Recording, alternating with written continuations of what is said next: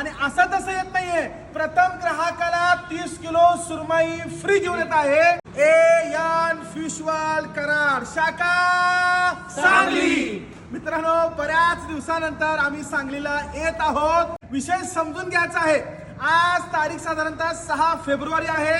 येणाऱ्या 9 फेब्रुवारी सकाळी बरोबर 10:30 वाजता आपल्या एन फिश वर्ल्ड कराड शाखा सांगलीचं ओपनिंग राहणार आहे। तर आम्ही ओपनिंग निमित्त प्रथम 15 ग्राहकांना टोटली मासे फ्री ठेवलेले आहेत।